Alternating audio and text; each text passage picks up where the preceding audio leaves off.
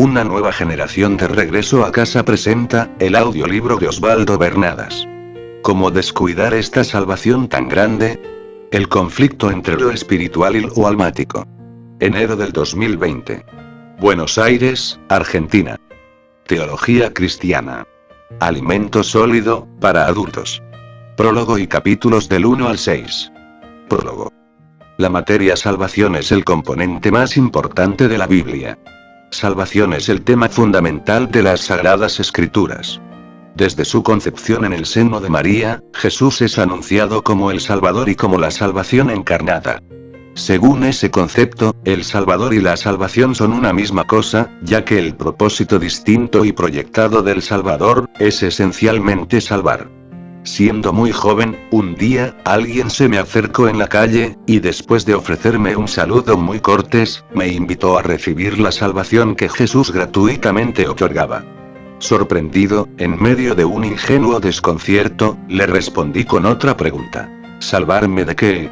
El predicador, desconcertado, no supo bien qué decir. Se suponía que yo debería tener asumido que era un pecador. El significado bíblico de la salvación es amplio. Cuando el pueblo israelita escapó de la muerte en batalla, decimos que fue salvado. Cuando una persona se recupera de una enfermedad que puso su vida en peligro de muerte, decimos le salvaron la vida. Cuando se evita que una cosecha se pierda por una plaga o una sequía, a ese feliz resultado, se lo considera una salvación. Pero ¿a qué se refiere en esencia el autor de Hebreos cuando dice, ¿cómo descuidar esta salvación tan grande? Si eres un auténtico cristiano, si tienes un compromiso genuino con lo del cielo, no puedes darte el lujo de ignorar esta sabiduría revelada. Este libro fue dispuesto para ti. Estas enseñanzas se convertirán en tu inspiración diaria. Tu vida devocional será literalmente revolucionada. Encontrarás conceptos doctrinales nunca antes concebidos. Simplemente, busca un lugar apartado, y disponte a comer alimento sólido. Tienes en tus manos los secretos revelados del nuevo pacto. Esto no es otra cosa que la sana doctrina del reino de los cielos. Capítulo 1. ¿Qué es la salvación? ¿Cuál es el concepto que la gente en general tiene sobre la salvación? ¿De qué consideras que necesitas ser salvo? ¿Cuál es la salvación que te gustaría experimentar? La idea que solemos tener sobre salvación discrepa enormemente con la idea de salvación que habita la mente de Dios. Ser rescatados de una situación peligrosa o amenazante es la idea que surge cuando hablamos de salvación. Frases como en ese hospital me salvaron la vida, o al boxeador lo salvó la campana, son frecuentes, pero no expresan el significado de salvación en toda su dimensión. La Biblia se refiere al Señor Jesucristo, como el que nos salva de la ira de Dios, o de la ira venidera. Primera de Tesalonicenses 1:10. Hoy, en su gracia, Él nos ha revelado algo más íntimo y más profundo. La salvación no es ir a un lugar, para evitar otro. No. La salvación no es un destino futuro. La salvación es una persona en la cual tú y yo vivimos. El Dr. Lucas contó la historia de un anciano israelita, llamado Simeón, un hombre justo y piadoso, lleno del Espíritu Santo. Lucas 2:29. Simeón había recibido una palabra profética de parte del Espíritu Santo, la cual decía que no vería la muerte antes de ver al ungido del Señor. Un cierto día, movido por el Espíritu Santo, Simeón fue al templo, mientras los padres de Jesús llevaban al niño de apenas 8 días, para cumplir con los ritos de la ley mosaica. Al ver al niño, Simeón lo tomó en sus brazos y bendijo a Dios, diciendo: Señor, ya puedes despedir a tu siervo en paz, conforme a tu palabra. Porque han visto mis ojos tu salvación, la cual has preparado en presencia de todos. Luz para revelación de todas las naciones. Lucas 2:29-32. De ese modo, Simeón dejó bien en claro, que la salvación no tiene que ver con un lugar, o con un destino, sino que, la salvación es una persona. Salvación es ser sacado de todo lo que no es Cristo, para ser puesto en Cristo. Salvación no es escapar de un juicio, tal como la mayoría lo anuncian. Salvación es vivir en el Cristo resucitado. Jesús dijo: Yo soy la puerta, el que por mí entraré será salvo. Jesús no es como ese guardacostas que al ver que alguien se está ahogando, le lanza un salvavidas desde la costa. Jesús se arrojó por ti y por mí a lo profundo del mar, sacó nuestro cadáver del fondo de las aguas, y llevándonos a la orilla, respiró en nuestra boca aliento de vida eterna, y el que estaba muerto recibió una nueva vida. Es necesario aprender a ver a Cristo en todas partes. Veo a Cristo en Egipto, veo a Cristo en el Mar Rojo, lo veo en el desierto, y también en la tierra prometida. Los judíos bebieron el agua de la roca por 40 años, pero fue recién después de la venida del Espíritu Santo que Pablo tuvo revelación del misterio, la roca que les seguía era Cristo. Hablamos sabiduría entre los que han alcanzado madurez, y sabiduría no de esta dimensión, sabiduría que perece. Sino hablamos sabiduría de Dios en misterio, la sabiduría oculta, la cual Dios predestinó antes de los siglos para nuestra gloria. Primera de Corintios 2, 6, 7. No es con sabiduría convencional que podemos profundizar salvación. Es solo a través de revelación divina. ¿Por qué el desierto se volvió tan malo para el pueblo de Israel, si estaban bajo la nube de gloria, recibían el maná del cielo, bebían el agua de la roca, no se enfermaban, ni sus ropas envejecían? ¿Por qué su paso por el desierto les resultó tan detrimental? Su fracaso tuvo un motivo, fue el hecho de adaptarse y permanecer demasiado tiempo en un lugar circunstancial. En un lugar de paso. Cuando transformas lo transitorio en tu morada permanente, lo bueno, se vuelve malo. Egipto personifica al mundo, el desierto representa al alma, y la tierra prometida simboliza la dimensión del espíritu. El desierto es el camino inevitable que debemos atravesar para llegar a la tierra prometida. El pueblo hebreo obtuvo salvación de la esclavitud física al salir de Egipto, pero no consiguió obtener salvación del alma. La salvación del alma es algo diferente. La salvación del alma es un proceso de aprendizaje. Es discipulado y disciplina. Si fui independiente, ahora dependo de Dios. Si fui desobediente, ahora obedezco. Renuncio a los caprichos y a los arranques mentales, permitiendo que la voluntad de Dios tome total gobierno sobre cualquier otra voluntad. No puedo seguir atrapado, viviendo con mis rollos almáticos a cuestas. Es necesario ganar la batalla con la mente, para que mi alma sea salva. Esta salvación es grande, no por el lugar tan dificultoso de donde fui sacado. Esta salvación es grande por el lugar en donde estoy. Si crees que porque Dios te sacó de las drogas, del alcohol, de los días de fiesta y perdición, o porque restauró tu familia, y que con eso has obtenido un pasaporte de entrada a la Nueva Jerusalén, estás bastante equivocado. La grandeza de la salvación no está en eso. Eso es apenas un concepto inicial de la salvación. La salvación no es grande porque Israel fue sacado de Egipto. La salvación es grande porque después de 430 años de oscuridad, el pueblo de Israel conocería a su Dios. Para salir del pecado fue necesario un cordero y un sacrificio. Para salir de la esclavitud fue imprescindible un redentor. Para ser llevados a la gloria eterna, requerimos de un mentor. Necesitamos dejar de ver a Cristo como la ofrenda para redención de pecados, y descubrir a Cristo como el que camina con nosotros cada día, abriendo el camino, tomando decisiones, siendo nuestro guía y nuestro precursor de gloria. Si tenías una enfermedad terminal, y Jesús te sanó, Él salvó tu vida.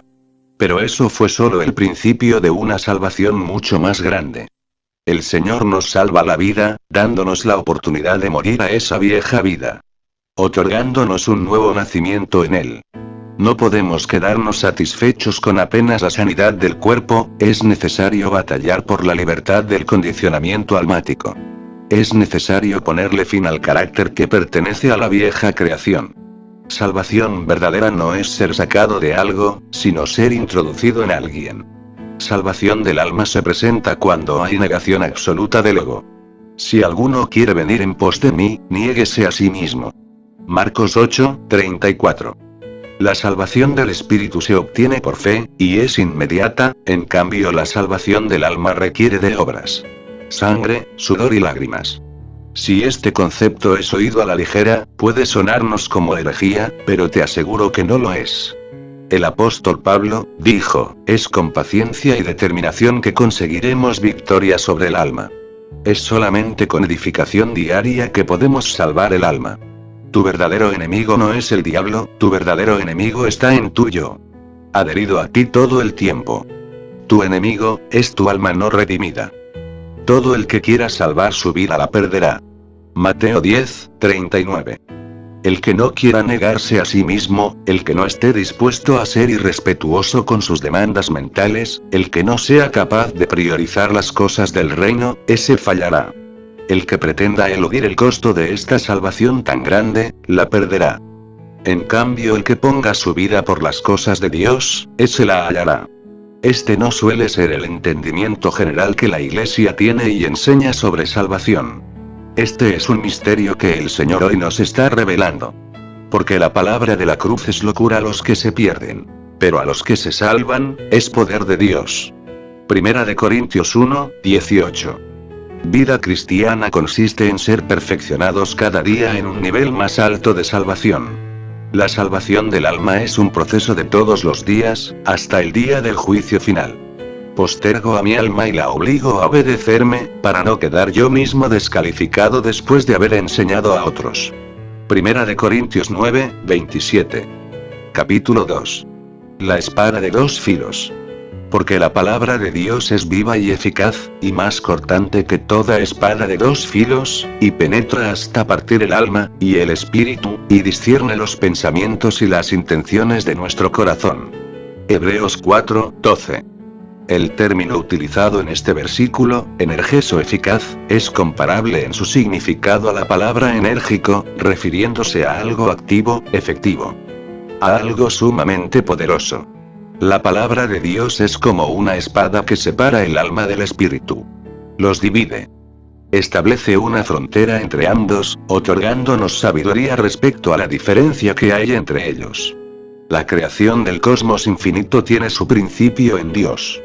La regeneración del ser comienza al oír su palabra. Una persona que no recibe la palabra como una espada vive conflictuada consigo misma, sin nunca determinar su identidad real, comportándose como esquizofrénico, siempre identificándose con lo que no es. Tal persona no logra discernir cuando está viviendo una experiencia espiritual, o una almática, experimentando un permanente desconcierto en su interior. Semejante estado de oscuridad, vuelve a la persona endeble, la confunde fácilmente, la intranquiliza, la deprime y la ilusiona. No es fácil discernir estas cosas. Las emociones del alma se confunden permanentemente con las del espíritu. Son muy similares. Solo la palabra de Dios desenmascara tus intenciones verdaderas. La palabra de Dios desnuda tus planes y tus pensamientos y las aspiraciones ocultas que esconde tu corazón. La salvación del espíritu es un suceso espontáneo. La salvación del alma es un proceso de todos los días. Sin palabra de Dios en nuestras vidas atentamos contra nosotros mismos. Entenderlo es imprescindible para alcanzar la salvación verdadera. Vida cristiana no es religión, es arrepentimiento genuino. Es tener un corazón vencido y quebrantado para Dios. Un hombre con una voluntad sin quebrantar y con una mente no sometida, no conoce verdadera salvación. Salvación, es el tema menos comprendido por los creyentes. La idea que la mayoría de la cristiandad tiene sobre salvación es rudimentaria y elemental. La Biblia dice que la salvación de la cual nosotros somos partícipes es muy grande. Hebreos 2:3. Este no es un tema para principiantes. Este es un tema para gente adulta. El Señor hoy nos está soltando alimento sólido. La idea detrás de este estudio es ampliar los parámetros de conocimiento respecto a esta gran salvación. Para que eso suceda es imprescindible poner la mira en las cosas eternas. Buscad las cosas de arriba, donde está Cristo sentado a la diestra de Dios. Poned la mira en las cosas del cielo, no en las de la tierra. Porque habéis muerto, y vuestra vida está escondida con Cristo en Dios. Cuando Cristo, nuestra vida, sea manifestado, entonces vosotros también seréis manifestados con Él en gloria. Colosenses 3:1-4. Es preciso llenar nuestro corazón y nuestros pensamientos con cosas que estén más allá del mundo visible. Los placeres, las riquezas, y toda experiencia almática son temporales, y como consecuencia nos hace miserables. Aún así, la mayoría de nosotros no prestamos atención a eso. ¿Por qué?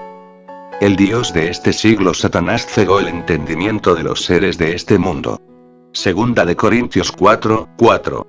El mundo está deslumbrado por las tinieblas, y es imposible a través de nuestro intelecto discernir las cosas espirituales y eternas. Hemos orado por revelación, estudiado e investigado seriamente sobre el tema, con el compromiso único, de por medio del testimonio del Espíritu Santo, arrojar luz sobre lo que es verdadera salvación. Capítulo 3. ¿Qué es el alma? El alma está compuesta de la mente, el intelecto, las emociones y las voluntades. La mente es el receptáculo donde todas las experiencias sensoriales son recibidas y procesadas.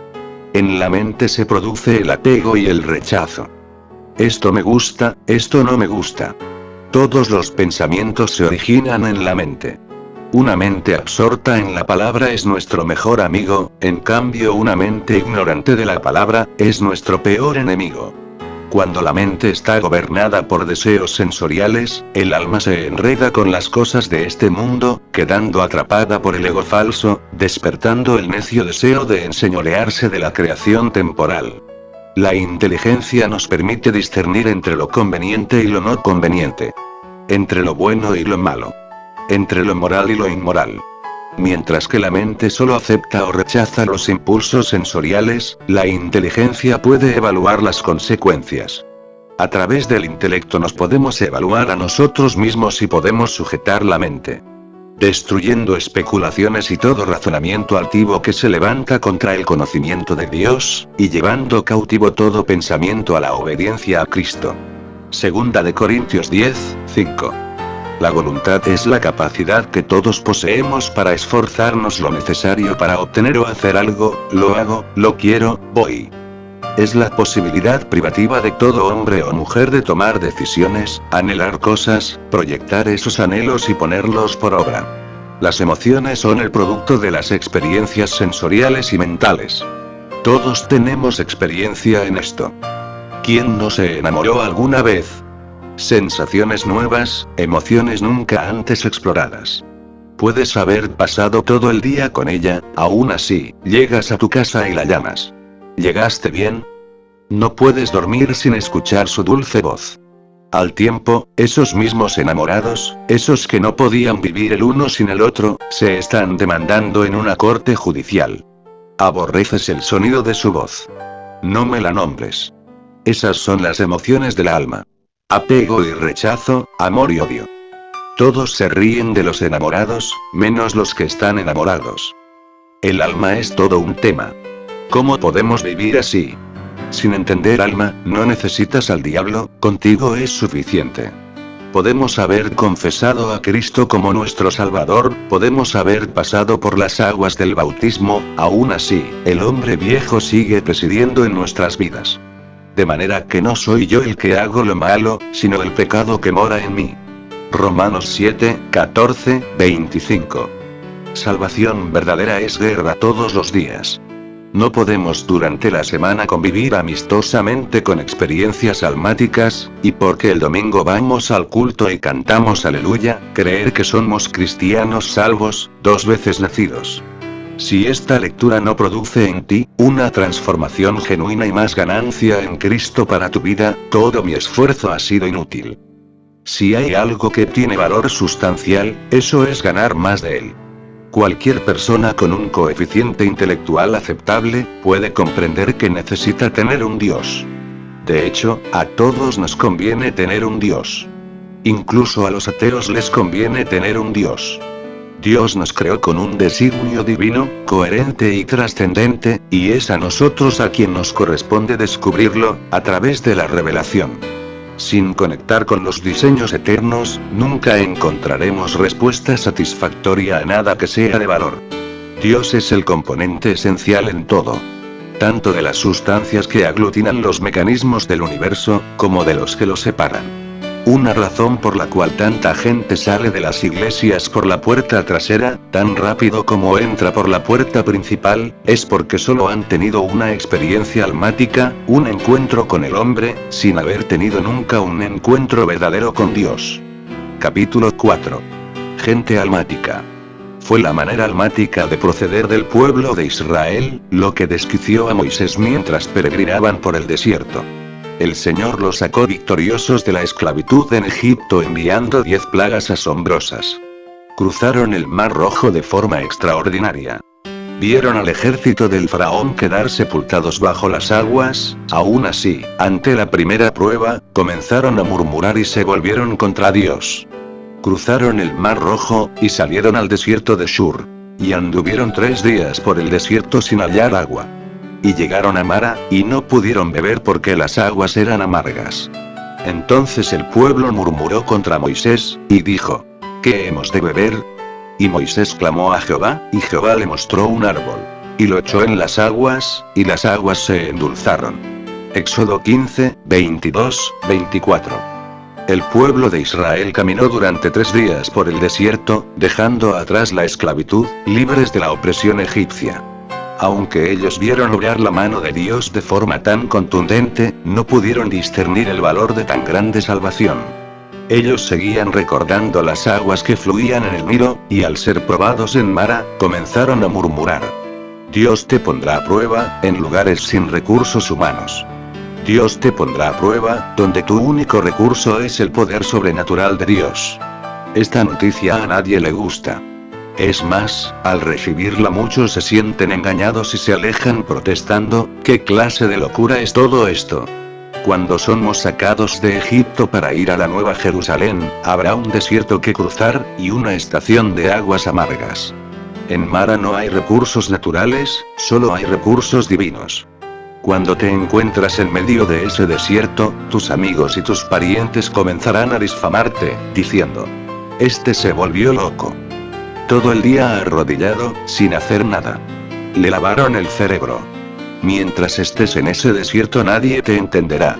Nadie comprende que estás siendo procesado, y que detrás de todo está la mano de Dios, quien tiene un objetivo glorioso con tu vida. Si te encuentras en Mara, no te molestes en tratar de explicar a los demás que Dios te está procesando, pues te decepcionarás al ver que nadie te entiende. Solo disciplina tu decepción. Si no lo haces, empezarás a murmurar tú también. ¿Cómo me puede estar pasando esto? Siempre he sido fiel. ¿Acaso no voy a la iglesia los domingos? Mientras la gente murmuraba, Moisés optó por clamar a Jehová, y el Señor le mostró el árbol. Ese árbol que sirvió para endulzar las aguas. Hoy nosotros no tenemos ese árbol, pero tenemos la cruz de Cristo. La cruz es el único antídoto para endulzar las aguas amargas. La cruz es el remedio infalible para todos los conflictos. Si en los momentos más amargos podemos ver ese árbol, si en esos momentos de intenso dolor, nos identificamos con la cruz, toda nuestra amargura se transformará en dulzura. La cruz esconde el gusto superior. Fuimos sepultados juntamente con Él para muerte del viejo hombre, a fin de que como Cristo resucitó de los muertos, así también nosotros andemos en vida nueva. Romanos 6, 4. El Señor, después de endulzar las aguas, le dijo a su pueblo: si oyeres atentamente mi voz, e hicieres lo correcto delante de mis ojos, y si dieres oídos a mis mandamientos, y guardares todos mis estatutos, ninguna enfermedad de las que envié a Egipto, te enviaré a ti. Porque yo soy Jehová tu sanador. Éxodo 15, 26. Al decir esto, el Señor no se refería específicamente a sanar la amargura externa, sino a sanar la amargura interior de su pueblo. El problema no radica en lo que sucede a nuestro alrededor, sino en lo que escondemos dentro. El problema es interno. Las cosas que nos rodean son neutras, y según como las percibimos, será el valor que le asignemos, y la forma en que nos influyan. La forma como enfrentamos el problema, es lo que genera el verdadero problema. Cuando Jehová dice yo soy tu sanador, Él no está publicitando una campaña evangelística de sanidad divina. Lo que Él está diciendo, es que quiere sanar el alma, para que podamos recobrar nuestra identidad espiritual, como hijos de Dios. Él quiere hacer que vuelvas en sí. Él quiere proveerte de una sanidad profunda y verdadera. Jesús no quiere verte amargado, murmurando por los rincones, siendo un religioso de mente cerrada. Él quiere que seas una persona dulce, humilde y de buen carácter. Motivos para amargarnos siempre habrá.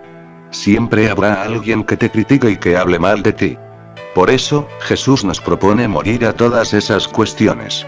Si tú mueres en la cruz juntamente con Él, ya no reaccionarás ante las pruebas de la vida. Esas cosas quedarán inoperantes, dejando de afectarte. La obra de Cristo en la cruz es la que nos sana y nos salva verdaderamente. La cruz te transforma, te vuelve humilde, amable, santo. En la cruz, Jesús venció la muerte. En la cruz Jesús venció el pecado. En la cruz, Jesús venció al mismo infierno. Jesús colgó de la cruz, durante 3 horas, Mateo 27, 45, y durante ese tiempo peleó la batalla más trascendente de todos los tiempos. Para la visión humana, Él murió, y fue vencido. Pero en lo eterno, Jesús desde la cruz subyugó las tinieblas, sometiendo a Satanás bajo sus pies. Cuando eso sucedió vibró el firmamento, y la entera tierra retumbó. A vosotros que estando muertos en delitos y pecados, os dio vida juntamente con Él, perdonando vuestros pecados, anulando el acta de los decretos que había en vuestra contra, quitándola del medio y clavándola en la cruz, y venciendo a los demonios, a quienes exhibió públicamente, triunfando sobre ellos en la cruz. Colosenses 2, 13, 15. Capítulo 5. Las 10 vírgenes. En la parábola de las 10 vírgenes, Mateo 25, 1, 13, hallamos una severa advertencia sobre el peligro de ser negligentes con esta gran salvación. Jesús no soltó esta enseñanza para gente nueva, Él le estaba hablando a gente involucrada, a sus discípulos íntimos, a su grupo más cercano. El Señor comenzó diciendo, la venida del reino de los cielos será semejante a 10 vírgenes que tomando sus lámparas de aceite salieron a recibir al esposo. Durante mucho tiempo busqué entender el verdadero significado de esta historia sin tener éxito, hasta que un día el Señor lo reveló, y mi enfoque sobre la salvación cambió. La historia cuenta de la existencia de 10 jóvenes doncellas. 5 sensatas y 5 imprudentes. Las 10 se habían guardado en castidad. Las 10 habían sido invitadas a asistir a la novia en su noche de bodas. Las 10 esperaban al esposo, las 10 transportaban lámparas llenas de aceite. Las 10 estaban correctamente involucradas. En esta historia, Jesús no está hablando para gente ocasional, sino para miembros profesantes y acreditados de la Iglesia. Sus lámparas representan su relación con el Señor en el Espíritu. Lámpara de Jehová es el espíritu del hombre, escudriñando lo más profundo de nuestro corazón. Proverbios 20, 27. Sin embargo, la historia revela que en un momento todas cabecearon y se durmieron, lo que indica que a pesar de sus muchas virtudes, las 10 aún luchaban con su naturaleza caída. Las 10 seguían lidiando con sus demandas almáticas. La pregunta entonces es, si las 10 compartían tantas similitudes, ¿qué fue lo que marcó esa diferencia tan categórica? ¿Qué fue lo que hizo insensatas a 5 de ellas, al punto de que el novio las dejara del lado de afuera de la fiesta de bodas? Después vinieron las 5 insensatas, diciendo desde afuera: Señor, Señor, ábrenos. Mas él, respondiendo desde dentro, dijo: No las conozco. Mateo 25, 11, 12. Siendo de noche, cada una de las jóvenes tenía una lámpara de aceite para iluminar en la oscuridad. Las lámparas eran pequeñas piezas de cerámica del tamaño de la palma de una mano, con una mecha flotante en su interior, el cual debía estar lleno de aceite. Nada es más inútil que una de esas lámparas sin aceite. Y justamente fue en eso donde radicó la diferencia. 5 de ellas fueron previsoras. Además de sus lámparas llevaron vasijas llenas de aceite. Las 5 insensatas, aunque con lámparas y con invitación, fallaron al no ser cautelosas y diligentes. El aceite extra representa estar alerta. El aceite extra simboliza palabra y oración. Ese aceite extra personifica el principio de la sabiduría que viene con el temor de Dios. Ese aceite fue lo que hizo la diferencia. En las mentes de las 5 prudentes había gobierno del Espíritu, la unción había permeado sus almas. La maza había leudado. Portamos este gran tesoro en vasijas de barro, para que la excelencia del poder sea de Dios, y no de nosotros. Segunda de Corintios 4, 7. En el Espíritu fuimos salvos el día de nuestra conversión. Porque si confesares con tu boca que Jesús es el Señor, y creyeres en tu corazón que Dios le levantó de los muertos, serás salvo. Porque con el corazón se cree para justicia, pero con la boca se confiesa para salvación. Romanos 10, 9, 10. No estamos discutiendo la parte jurídica de la salvación. Lo que hoy Dios nos está diciendo es que verdadera salvación es algo más grande que eso. La obra de Jesús en nuestra vida no terminó cuando hicimos la oración de fe y nos arrepentimos. Todas las vírgenes eran salvas en el Espíritu, pero solo 5 tenían un corazón dispuesto 100% para su Señor. Por eso cuando ellas golpearon la puerta, diciendo: somos tus invitadas, tú nos conoces Señor, siempre te hemos servido, ábrenos por favor. Desde dentro se escuchó una voz que dijo: no las conozco. El Señor, una vez más, nos está preguntando: ¿quieres ser salvo? Puedes tener invitación, puedes tener lámpara y puede que me llames Señor, Señor, pero aún así no sé quién eres. Muchos me dirán en aquel día: Señor, Señor, ¿no profetizamos en tu nombre, y en tu nombre echamos fuera demonios, y en tu nombre hicimos muchos milagros? Y entonces les declararé: nunca os conocí. Apartaos de mí, autores de maldad. Mateo 7, 22, 23. El Señor no está diciendo que Él no tiene conocimiento de ti en su mente. Él sabe perfectamente quién eres. Lo que Él está diciendo es diferente. Yo nunca tuve confianza contigo, nunca pude fiarme en ti. Lo que faltó en la vida de esas 5 vírgenes fue la fe salvadora que las 5 vírgenes prudentes tenían. Porque por gracia sois salvos por medio de la fe. Efesios 2, 8. La obra de redención no terminó cuando fuimos sanos en la campaña de Carlos Anacondía. Ni cuando Jesús restauró nuestro matrimonio. La obra salvadora apenas comenzó cuando eso sucedió.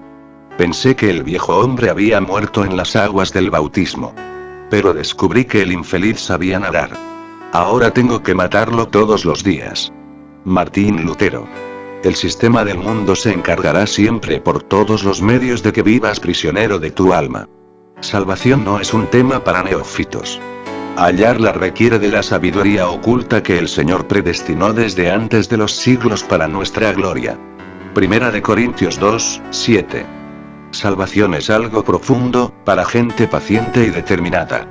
El Dios de toda gracia, nos llamó a su gloria eterna, después de padecer un poco, para fortalecernos y hacernos morir a los impulsos del alma, habitando estables en el Espíritu, perfeccionados en él. Primera de Pedro 5, 10. Esta no es una historia de gente pagana. Esta parábola no fue soltada para incrédulos. Esta historia trata de gente involucrada, de asistentes fieles, que aunque profesantes de su fe, no poseen lo que profesan. ¿Con qué grupo te identificas? Examínate sinceramente. Jesús hoy nos está advirtiendo sobre una oportunidad eterna. Su objetivo no es atemorizarnos, y hacernos vivir una vida llena de angustia. No. Él nos está llamando a que despertemos, a que volvamos en sí. Su objetivo es llevarnos a la reflexión, explorando seriamente nuestro interior. ¿Cuánto tiempo al día dedico a meditar en mi destino eterno? La garantía de que tienes fe salvadora, es que tu confianza no descansa en tu membresía, sino en la persistencia diaria en la oración y la palabra. Cristo viene, son apenas 2 palabras, y ya casi ni se escuchan. Es a una iglesia prudente y sensata que Cristo le está hablando, a una iglesia que se prepara para la gran celebración, a una iglesia que no acepta la posibilidad de quedar fuera de las bodas del Cordero. ¿Cómo me preparo para esto? ¿Cómo hago para no correr ese riesgo? Las vírgenes prudentes llenaron con aceite sus vasijas, y las tuvieron consigo todo el tiempo. Que Jesús venga por su iglesia es un hecho inminente, pero que nos halle preparados depende de nosotros. Verdadera salvación es esa que se confiesa, se experimenta, y se sustenta con palabra y oración todos los días. Para muchos este es un tema tabú. Es difícil encontrar gente que quiera afrontar temas de esta índole, temas que confrontan nuestra realidad espiritual, nuestro carácter corrupto. Temas escatológicos que nos hacen pensar en cuál será nuestro destino. Nadie quiere concientizarse de la muerte, ni del gran juicio del trono blanco. No hay que ser pesimista, morir me voy a morir. No hablemos de eso ahora. Yo no tengo apuro, ahora déjame disfrutar la vida, hagamos fiesta y riamos, comamos y bebamos, para morir hay tiempo. Capítulo 6. El collar de perlas. Henry era una linda niña de 5 años que amaba los cuentos de princesas. A ella le atraían de sobremanera los collares de perlas que las princesas lucían en sus cuellos. Su padre era un humilde pastor de la pequeña iglesia de su pueblo. A pesar de tener una escasa economía, en esa Navidad, el pastor le dio una enorme sorpresa a su hija, le regaló un collar de perlas. Claro que eran perlas de plástico que solo le costaron $2. Aún así, Henry estaba muy feliz con su flamante collar de princesa. Ella amaba esas perlas. Las llevaba puestas a todas partes. En el único momento que no las usaba, era cuando se bañaba. Su madre le había dicho que en el agua se desteñirían y le pintarían el cuello, y por eso ella solo se las quitaba para asearse. El pastor amaba a su pequeña hijita.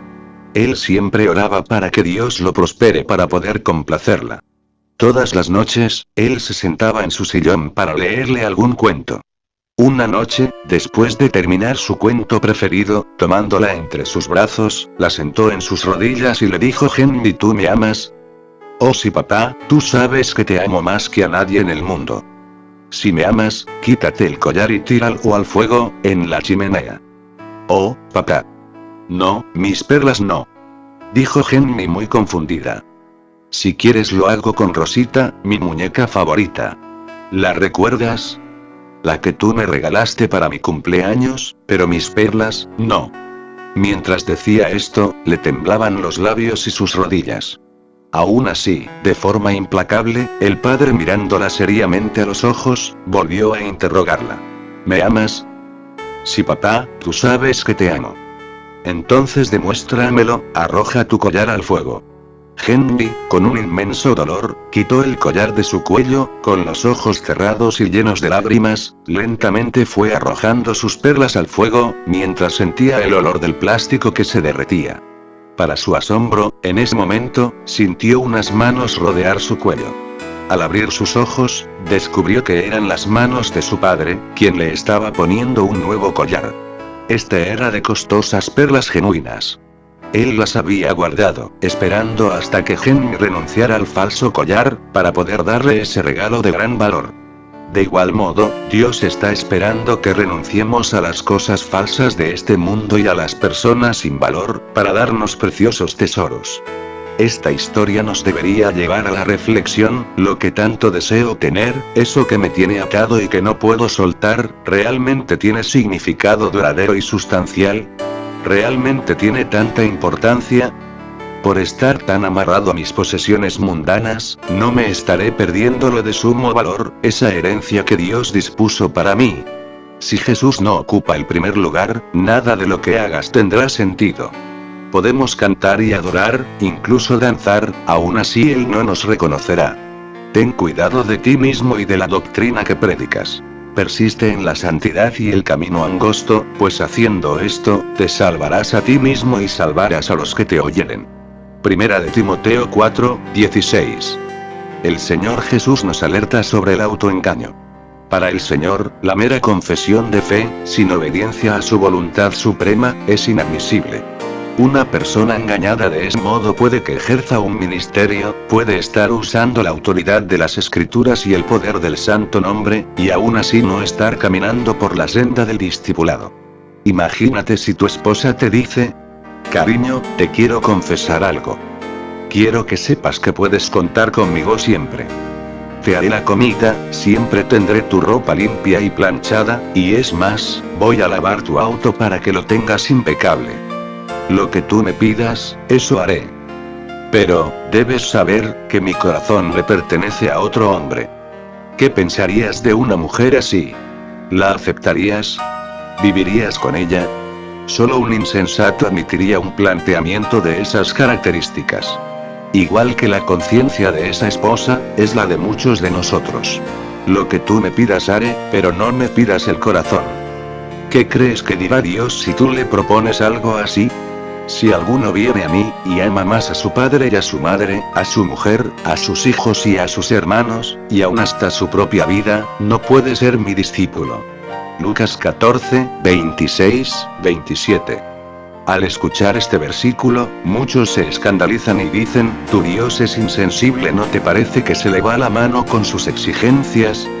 Dios es antimateria. Su mente y sus pensamientos son exclusivamente compatibles con lo eterno, lo bienaventurado y lo veraz.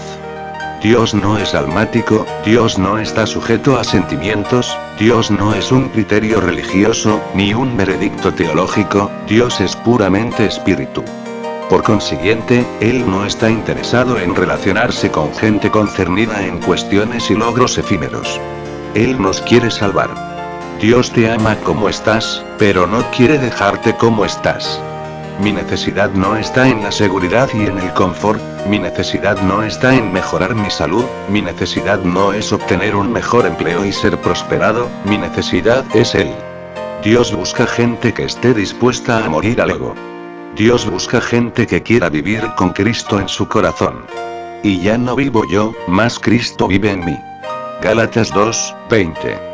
Él busca gente que esté dispuesta a amarlo en espíritu y en verdad. Un verdadero buscador de Dios trasciende el tiempo y la cultura. ¿Acaso habrá algo que tenga más valor que tenerlo a Él? Lo que pienses, lo que tengas o lo que sepas, no tiene valor, si no te lleva a un encuentro con Jesús y a ser agradecido por eso. Charles Spurgeon.